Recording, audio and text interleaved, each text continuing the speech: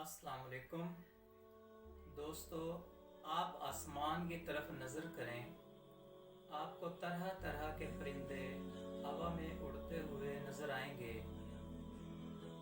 आप उनकी बनावट को देखें, आप उनके उड़ने के अंदाज को देखें, आप उनकी चहचहाट को सुनें, आप उनके ऊपर गौर करें। इसी तरह समंदर में मौजूद मखलूक़ात को देखें, उन मखलूक़ात का रहन सहन देखें, उनके वजूद की बका देखें, उनकी खुराक देखें, उस पर गौर करें। इस ज़मीन पर चलने वाले दो पाए चौपाए रेंगने वाले हर तरह के हशरात जानवर, उनकी रहन सहन पे नज़र करें, उनकी खुराक को देखें और उनका ज़रूरियात को देखें। और इसी तरह इस कायनात के सारे निज़ाम को देखें, सूरज के निकलने को, उसके ग़ुरूब होने को, चाँद के निकलने को और उसके आहिस्ता आहिस्ता कम होने को, और एक मुकर्रर तारीख़ पर उसके गायब हो जाने को, और फिर उस चाँद के दोबारा पैदा होने को। इस ज़मीन के आबो हवा को देखें, इस ज़मीन के मौसम को देखें, इस ज़मीन से पैदा होने वाली फसलों को देखें, और वो फसलें किस किस की खुराक बनती हैं, इस पर गौर करें। दोस्तों, इस सारी की सारी चीज़ों के पीछे आपको नज़र आएगा कि कोई कुव्वत है जो इस सारे सर्कल को चला रही है।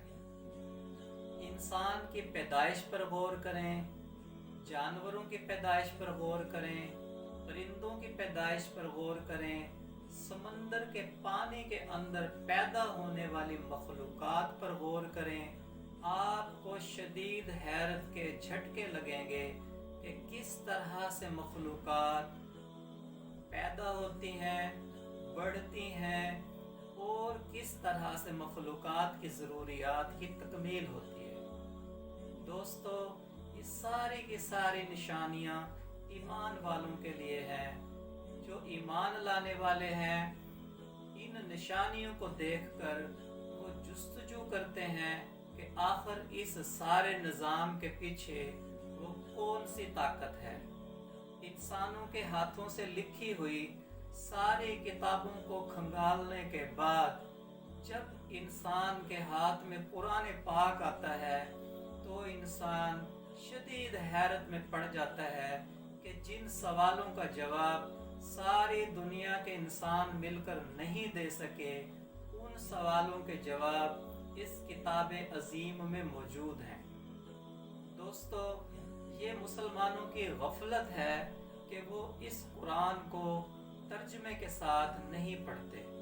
अगर वो कुरान पाक को तर्जुमे के साथ पढ़ें तो उन्हें अपने मुआशरे में मौजूद सैकड़ों हज़ारों किस्म के मसाइल का जवाब, उसका हल मिल जाएगा।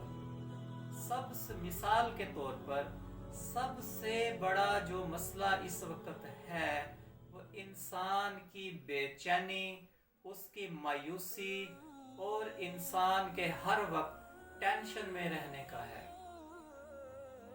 हजारों किस्म की वसवसे, हजारों किस्म के ज़हनी मसाइल मुआशरे के अंदर फैल रहे हैं, जिससे सारी दुनिया मुतासर है, और ऐसी अद्वियात का इस्तेमाल कई गुना बढ़ गया है जिससे इंसान सुकून हासिल करने की कोशिश करता है।